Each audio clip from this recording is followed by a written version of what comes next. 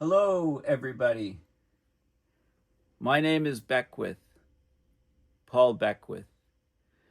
In this video, I want to discuss global wildfires because, of course, global forests are vital for sucking up carbon, for providing ecosystems, vibrant ecosystems for both plants and animals. Often people consider that the forests, along with the phytoplankton in the ocean, are the lungs of the planet, that keep CO2 levels much lower than they would otherwise be, and of course produce oxygen that we need to breathe.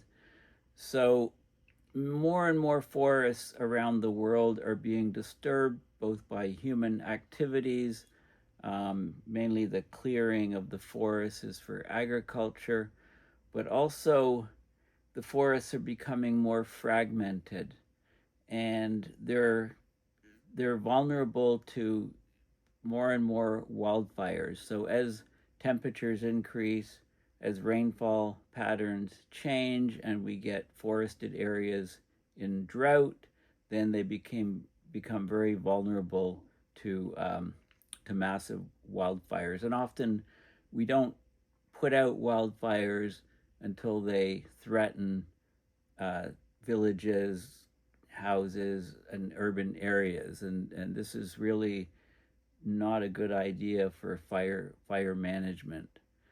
So let's have a look at what's happened over the last several decades with global forest fires and global forest disturbance in general.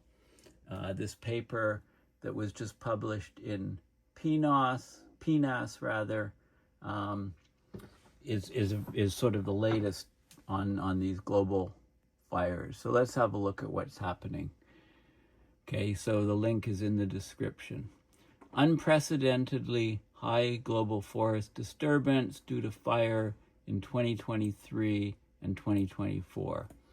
Okay, if you're following my videos and that of other people, you realize that global temperatures spiked in 2023 and 2024.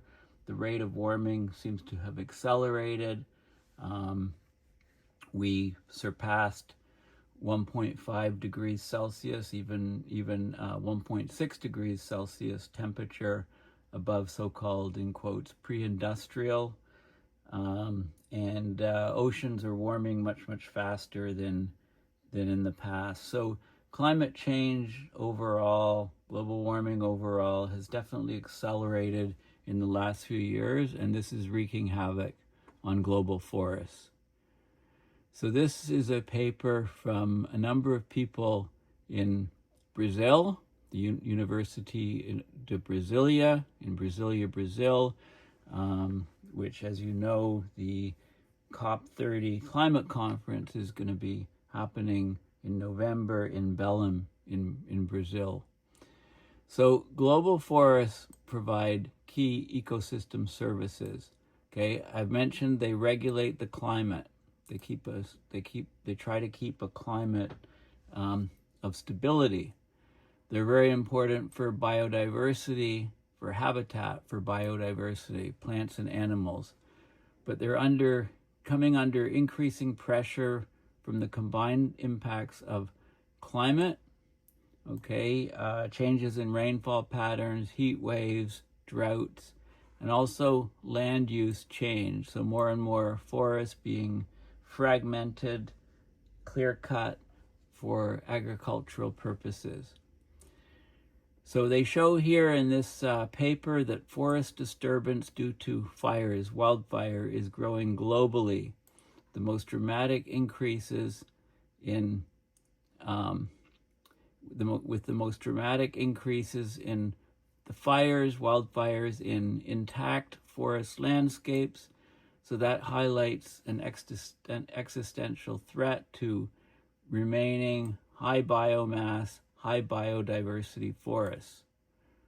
The global annual average of forest disturbance due to fire for 2023 and 2024, it was the highest since we've been monitoring forests accurately by satellite since 2001. So if you compare just the last couple decades, the 2002 to 2022 average annual forest disturbance due to fire, the 2023 to 2024 average was 2.2 times higher globally than the 2-decade average, and it was 3 times higher in the tropics. So the tropics are burning. More than a quarter of all the 2024 forest disturbance from wildfires occurred in tropical forests. There's all areas of forest have increased except for subtropical.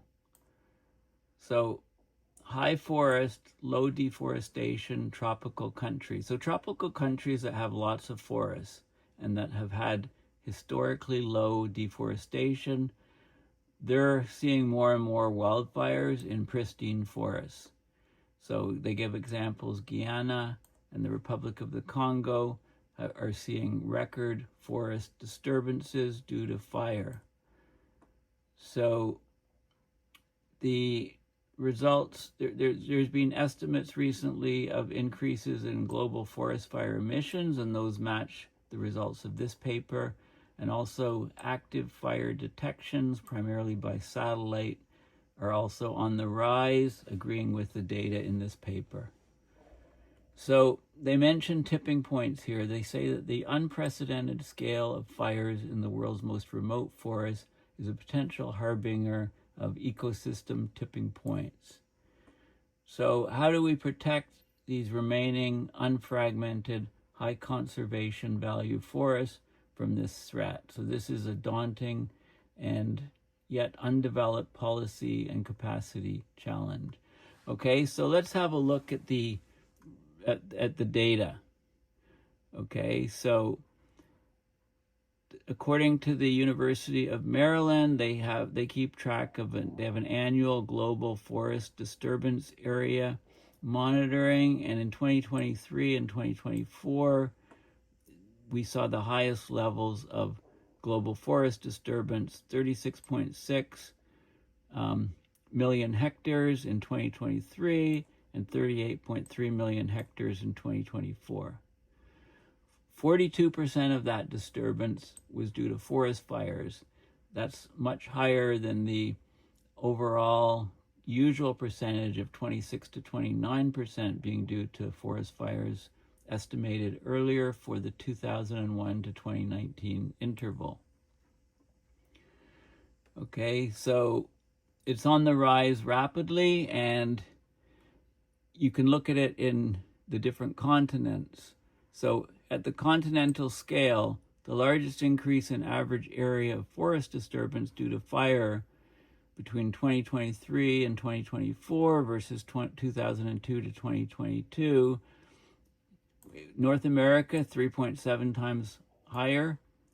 A lot was in Canada in 2023, that's for sure. Latin America 3.4 times, even Africa 2.4 times. Okay, so we're getting more and more fires. Let's have a look at the graphs. So this is the area of forest disturbance due to wildfires going back from 2002 to 2024. And you can see the boreal forest is the green area. So large rise in the boreal forest. Temperate forests, a rise in temperate forests, the orange area. Subtropical, okay, subtropical, there's variability, but not an overall upward trend. Tropical, other than subtropical, yes, increase. And tropical rainforest, yes, a trend towards an increase. Okay, so that's the key result of this paper. This is the area of forest disturbance. The gray was other than fire, and the red was fire. You can see an increase in the fire disturbance components. And this is the area, this is for all forests, and this is for something called IFL forests, or intact forest landscapes.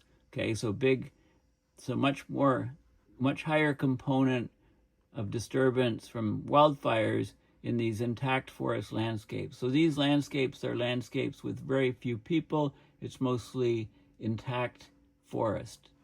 Okay, very, very dense forest, mostly intact, mostly untouched.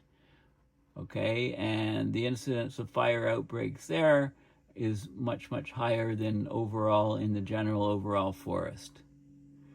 Okay, and this shows you this is fire detection. Okay, so there's monthly active fire detection of all forests on the planet, satellite monitored. So this is all forests, and you can see, the northern hemisphere summer, for example, is where there's spikes. Okay, and if you look at the intact forest regions, you can also see an increasing trend. And here's another way of looking at it. This is from 2012 to 2020 to present, basically. This is all forests, the active fire detection, and this is the pristine forest, the red. So in the pristine forest, we're getting more and more fire detection, so more and more ignitions. Okay, so let's just have a look at the discussion here. So ongoing human-caused climate change most likely drove the observed increase in forest disturbance due to fire. Climate change, of course, it increases the fire season length, which is the summers, increases the warmth. It increases the fuel dryness, especially in areas that undergo drought. So drought over forests is horrible for wildfire ignition. The frequency of fire weather events, so weather events, extreme storms, extreme weather that generates lightning, which can cause ignition. The years 2023 and 2024 were the warmest globally since 1850. So that contributed to the observed increase in the annual area of forest disturbance due to fire in most climate domains, most continents, most parts of the world. Agricultural land use conversion, so clear-cutting forests, fragmenting forests by logging, mining, transportation infrastructure, roads through the forest, that increases the probability of fire ignition, both within the boreal forests, the northern forests, and the tropical forests. Traditional agriculture that relies on fire use, such as shifting cultivation, often because ash is a great fertilizer, often, rather than clear cut a forest, it's burned down, and the ash is a perfect fertilizer for growing crops. But then some of those fires can escape, and they do that because of changes in fire seasons and fuel moisture, very dry outside historical ranges, so tinderbox forests. In humid tropical forests, the observed increase in fire-related forest disturbance was led by increased fire ignition from land use and infrastructure, coupled with higher extremity of fire weather related to the warm phase of El Niño Southern Oscillation, right? 2024 extreme heat and drought in South America and Africa dried out a lot of forests, enabled the spread of accidental, intentional, and naturally ignited fires in tropical forests. The IFL region, the intact forest landscapes, it includes the least disturbed natural forests. There's usually high canopy cover, very tall trees, tree height is high. Above ground biomass density typically is 2.7 times higher above ground biomass than degraded and fragmented forest landscapes. We're talking about a lot of wood, basically, a lot of biomass, not just plants, but also animals. The observed increase in their annual reduction of these intact forest landscapes due to logging, land use conversion, and fires resulted in a disproportionately high risk of biodiversity loss, carbon emissions, reduction of other ecosystem services from the forest. So we're seeing more and more forest disturbance due to fire within high above ground biomass density forests like tropical IFLs, intact forest landscapes. Climate models predict the future increase in the frequency and intensity of fire weather and the increase of forest fires. Okay, so this is not rocket science. The increase in area, frequency, and severity of forest fires, it has, of course, very strong positive feedback to further climate warming due to the CO2 emissions coming from the burning forests.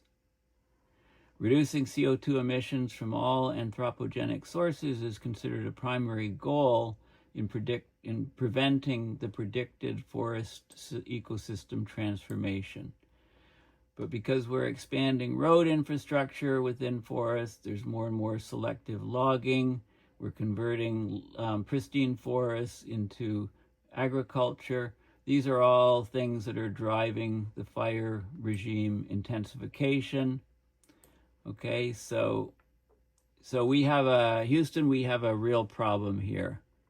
Okay, we're getting more and more global wildfires. They're putting up more and more CO2 into the atmosphere, and so we're basically severely straining the carbon sink, the forests around the world that capture carbon.